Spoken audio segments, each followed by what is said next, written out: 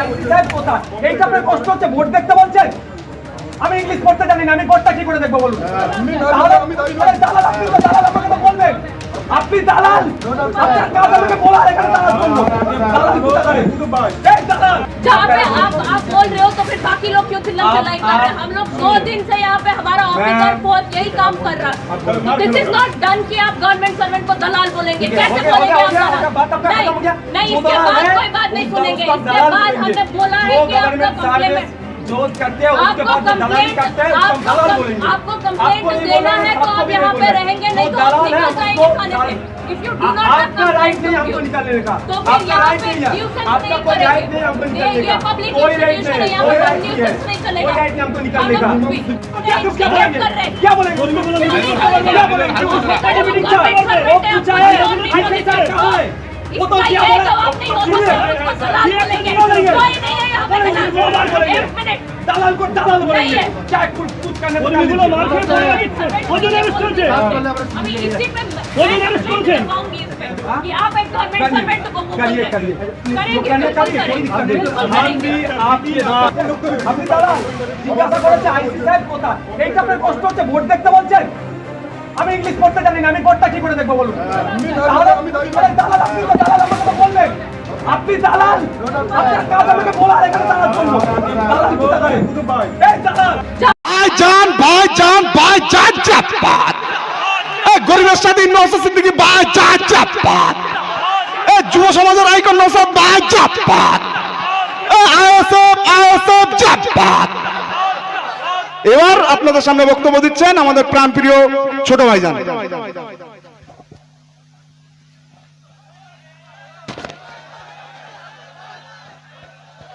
ধন্যবাদ।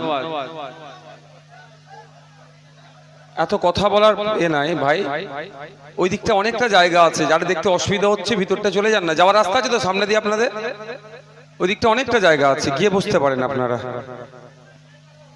ভিতর দিকে চলে যান না, এখানে এত চাপ করার দরকার নাই, গিয়ে আরামসে বসে শুনুন।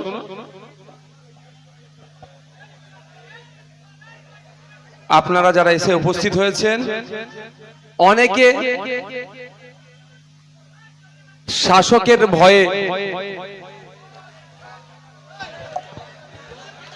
শাসকের অত্যাচারের ভয়ে, হুমকির ভয়ে অনেকে হয়তো এখানে এসে উপস্থিত হতে পারেননি, কিন্তু চায়ের দোকানে বসে, কোনো দোকানে বসে আমাদের মাইকের আওয়াজ শুনতে পাচ্ছেন।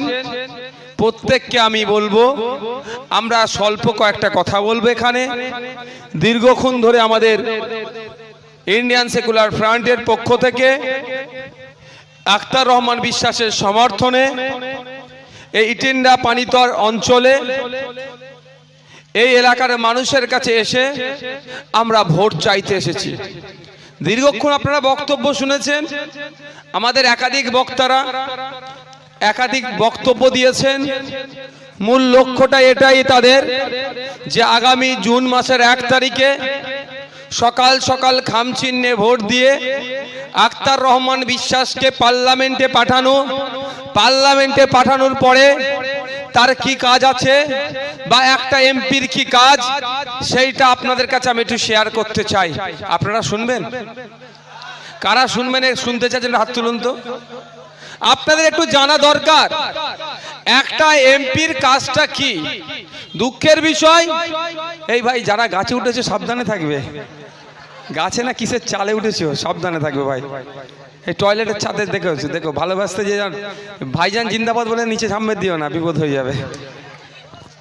তো আগে জানতে হবে আমাদেরকে, আমরা এই বসিরহাট লোকসভার প্রায় 16 লক্ষের অধিক ভোটার, আমরা আমাদের চাওয়া পাওয়া, অভাব অভিযোগ আমরা দেশের আইনসভাতে কিভাবে পাঠাবো। সবাই যদি আমরা এই 16 লক্ষের অধিক মানুষ যদি দিল্লিতে গিয়ে দেশের আইনসভার মধ্যে বলি, না আমাদের সবার পক্ষে যাওয়া সম্ভব হবে না, যাদের শুনছেন যারা শুনবেন তাদের শোনার মতো মানসিকতা বা ধৈর্য থাকবে। সেই জন্যই ভোটিং সিস্টেম, আমরা আমাদের জনপ্রতিনিধিকে দেশের আইনসভায় পাঠাবো। দেশের আইনসভায় গিয়ে আমার জনপ্রতিনিধি আমাদের যে সমস্যাগুলো আছে সেইগুলোকে নোটিশ করবে, ওখানে অ্যাড্রেস করবে, কনসার্ন ডিপার্টমেন্টাল মিনিস্টাররা সেটা নোট ডাউন করে এই বসিরহাটের এই টেন্ডার, এই আপনার বাদুড়িয়ার, এই মিনাখার মানুষজন অর্থাৎ এই লোকসভার মানুষের হাড়োয়া থেকে শুরু করে যে সমস্যাগুলো আছে সেইগুলোকে নোট ডাউন করে সমাধান করবে। এটা হচ্ছে সিস্টেম। দেশের 140 কোটির অধিক মানুষ আছেন, সবাইয়ের সমস্যা যদি কেউ শুনতে চাই তাহলে কত বছর লাগবে আর মুখে বলা যাবে না। সেই জন্যই এই দেশের 140 কোটি মানুষের জন্য সারা দেশ থেকে 543 জনকে পার্লামেন্টে যাওয়ার ব্যবস্থা করা হয়েছে গণতান্ত্রিক প্রক্রিয়াতে। এই 543টা সিটের জন্য অন্তত 3000-এরও বেশি মানুষ প্রতিদ্বন্দ্বিতা করছেন। কেউ কোন রাজনৈতিক দলের পক্ষ থেকে করছেন, কেউ ন্যাশনাল পার্টির পক্ষ থেকে করছে, কেউ রিজিওনাল পার্টির পক্ষ থেকে করছে, কেউ রিকগনাইজ পার্টির পক্ষ থেকে করছে, কেউ নন রিকগনাইজ পার্টির পক্ষ থেকে করছে, বা অনেকে নির্দল থেকেও করছেন। প্রত্যেকের রাইট আছে, আমার আপনার প্রত্যেকের রাইট আছে। ইসিআই যে গাইডলাইন দিয়েছে সেই গাইডলাইনকে মান্যতা দিয়ে আপনি আমি যে কেউ ইচ্ছা করলে বসিরহাট থেকে নয়, এই 543টা সিটের যে কোনো জায়গা থেকে ভারতবর্ষের যে কোনো প্রান্ত থেকেই আমরা কন্টেস্ট করতে পারি। কিন্তু যেতে হারাটা কোথায় আপনাদের হাতে নির্ভর করছে। এতজন বসিরহাটে প্রার্থী হয়েছেন, বিজেপির থেকে প্রার্থী হয়েছে, তৃণমূলের থেকে হয়েছে, আইএসএফ এর খামচিহ্ন থেকে হয়েছে, বিভিন্ন রাজনৈতিক দলের পক্ষ থেকে হয়েছে। দেখবেন যখন ক্যান্ডিডেট লিস্ট হয়ে যাবে, সিম্বল অ্যালটমেন্ট যখন হয়ে যাবে, অনেক জনের নাম পাবেন। প্রত্যেকের রাইট আছে দাঁড়ানোর, প্রত্যেকেই দাঁড়াতে পারে। 25,000 টাকা জেনারেলদের জন্য ফর্ম ডিসিআর কাটতে হবে, আর কিছু কাগজপত্র আছে সেটাকে মেনটেন করতে হবে। এবার হচ্ছে বিষয়, যে কেউ দাঁড়াতে পারে। এই নির্বাচনী ক্ষেত্রের কথা বলছি, বসিরহাটের মা বাপ ভাই বোন থেকে শুরু করে এই যে ভোটারসরা আছেন, যাকে চাইবেন যে সংখ্যাগরিষ্ঠ ভোট পাবে সে পার্লামেন্টে যাবে। তার কাজটা কি হবে? পার্লামেন্টে গিয়ে এই বসিরহাট মানুষের চাওয়া পাওয়া অভাব অভিযোগগুলো পার্লামেন্টে উত্থাপন করা। দ্বিতীয় কাজ কি? একাধিক কাজ আছে, কয়েকটা গুরুত্বপূর্ণ কাজের কথা বলি। দ্বিতীয় গুরুত্বপূর্ণ কাজটা কি? দেশের আইনসভার মধ্যে নতুন কোনো আইন তৈরি হলে, বা কোনো আইনের পরিবর্তন করার ইচ্ছে হলে, বা কোনো আইনের সংযোজন করার দরকার হলে, বা বিয়োজন করার দরকার হলে, সেই সংযোজন বিয়োজন বা নতুন কোনো আইন তৈরি হলে সেই আইন যেন জনগণের পক্ষে আসে। জনগণের পক্ষে যদি আসে, আমাদের আখতার রহমান বিশ্বাস আরো ভালো করে জনগণ কিভাবে ফায়দা পাবে আমার ইঞ্জিনিয়ার ছেলে পার্লামেন্টে গিয়ে বলবে। আর যদি দেখে যে আইনটা পাস হচ্ছে জনগণের বিপক্ষে যাচ্ছে, বিভাজনের রাজনীতি হবে, এই আইনের ফলে কোনো একটা শ্রেণীর মানুষ, কোনো একটা সমাজের মানুষ, কোনো একটা জাতের মানুষ, কোনো একটা বর্ণের মানুষ, এক কথায় নাগরিক ডিপ্রাইভ হবে, নাগরিক অত্যাচারিত হতে পারে, নাগরিক অধিকার ক্ষুণ্ণ হচ্ছে, তখনই আখতার রহমান বিশ্বাস বলিষ্ঠ কণ্ঠে একা হলেও পশ্চিমবাংলার আইনসভার মধ্যে একদিকে 293, একদিকে সংযুক্ত মোর্চার বিধায়ক নওশাদ সিদ্দিকী যেভাবে লড়াই করছে, আখতার রহমান বিশ্বাস জনগণের বিপক্ষে বিল গেলে সেখানে লড়াই করবে। 3 নম্বর কাজটা কি আছে গুরুত্বপূর্ণর মধ্যে? এমন আইডিয়া শাসকের নাই, বা অনেক এমপিদের কাছে নাই, বা অনেক রাজনৈতিক দলের কাছে নাও থাকতে পারে। ইউনিক আইডিয়া নাও থাকতে পারে।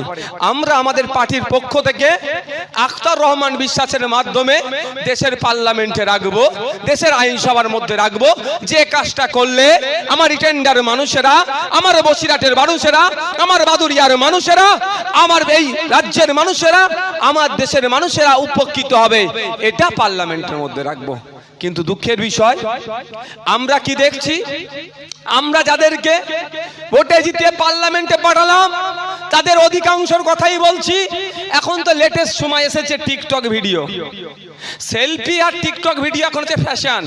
আপনি যদি টিকটক ভিডিও না করতে পারেন, আপনি যদি একটা সেলফি না পোস্ট করতে পারেন, আপনি নাকি সামাজিক নয়, সোশ্যাল স্ট্যাটাস আপনার নাকি ডাউনে চলছে। তো ওই কাজে তো নয়। একটা এমপি কে পাঠানো হয়েছে ওখানে গিয়ে, পার্লামেন্টে গিয়ে টিকটক ভিডিও করার জন্য নয়। এমপি কে পার্লামেন্টে পাঠানো হয়েছে মোদিজি, অমিত শাহজি, রাহুলজির সাথে সেলফি তুলে পোস্ট করার জন্য নয়। তাকে পার্লামেন্টে পাঠানো হয়েছে যে ইছামতির নদীর যে বাঁধটা দুর্বল হয়ে যাচ্ছে, মাটির যে বাঁধটা আছে তার পরিবর্তে কংক্রিটের বাঁধ নির্মাণের জন্য ভারত সরকারের কানে আওয়াজটা ঢুকিয়ে দেওয়া। তার পরিবর্তে কি করছে? তার পরিবর্তে কি করছে? টিকটক ভিডিওতে মজে আছে। তাকে পার্লামেন্টে পাঠানো হয়েছে। এই টেন্ডার অঞ্চলের কথা বলছি, এই পানিতর অঞ্চলের কথা বলছি। এখানকার স্বাস্থ্য ব্যবস্থা, শিক্ষা ব্যবস্থা তলানিতে চলে যাচ্ছে। এখানকার যুব সমাজকে ধ্বংস করে দেওয়ার জন্য পাড়াতে পাড়াতে লিগাল ইলিগাল মদের দোকান খুলছে। আমাদের আখতার রহমান বিশ্বাস পার্লামেন্টে গিয়ে এই টেন্ডার মানুষের জন্য, বসিরহাটের মানুষের জন্য স্বাস্থ্য আন্দোলনের কথা বলবে, স্বাস্থ্য কেন্দ্রের মান উন্নয়নের কথা বলবে, শিক্ষা কেন্দ্রের মান উন্নয়নের কথা বলবে, নতুন শিক্ষা প্রতিষ্ঠান গড়ার কথা বলবে। যে সমস্ত শিক্ষা প্রতিষ্ঠানগুলো আছে সেখানে শিক্ষক নাই ছাত্র বেশি, শিক্ষক ছাত্রের রেশিও মেনটেনের কথা বলবে। সেখানে গিয়ে এই যে যুব সমাজকে ধ্বংস করে দেওয়ার জন্য যেভাবে এই জুয়া চলছে, যে জুয়া থেকে তৃণমূলের বন্ধুরাও কিছু কাটমানি খাচ্ছে, সেগুলো বন্ধ করে যুব সমাজ যাতে আগামী দিনে বসিরহাটকে গিয়ে নিয়ে যেতে পারে, বাংলাকে গিয়ে নিয়ে যেতে পারে, দেশকে গিয়ে নিয়ে যেতে পারে, তার বলিষ্ঠ কণ্ঠে সওয়াল করবে। আপনারা যদি সুযোগ দেন, আপনারা সুযোগ দিলে এই কাজগুলো হবে। কারণ সুযোগ তো আপনাদের হাতে আছে। আপনারা সকলেই জানেন, বলে আসছে, কিন্তু আমার এখনো সৌভাগ্য হয়নি দেখার। আমি অপেক্ষায় আছি। আমাদের বিদায়ী প্রধানমন্ত্রী নরেন্দ্র দামোদর দাস মোদিজি নাকি চা বিক্রেতা ছিলেন, কিন্তু প্রশ্ন আমার সৌভাগ্য হয়নি। ভাই এখানে বসে যেতে পারেন, 10 মিনিট আপনি একটু পিছিয়ে গিয়ে বসুন না ভাই, পিছনে লোক ভাই বসে যান তো ভাই, সবার সুবিধা হবে। পিছনে লোকগুলোর অসুবিধা হচ্ছে অনেক। উঁচু দেখতে পাচ্ছেন তো, কারো অসুবিধা হচ্ছে না তো? হ্যাঁ, কারো অসুবিধা হচ্ছে? ভাই বসে পড়ুন তো। নরেন্দ্র দামোদর দাস মোদিজি উনি নাকি চা বিক্রেতা ছিলেন, কিন্তু আমার মনে হয় এখানে যতজন উপস্থিত হয়েছেন কারো সৌভাগ্য হয়নি উনি কোন দোকান থেকে চা বিক্রি করতেন ওই দোকানটা দেখার। আর সাথে সাথে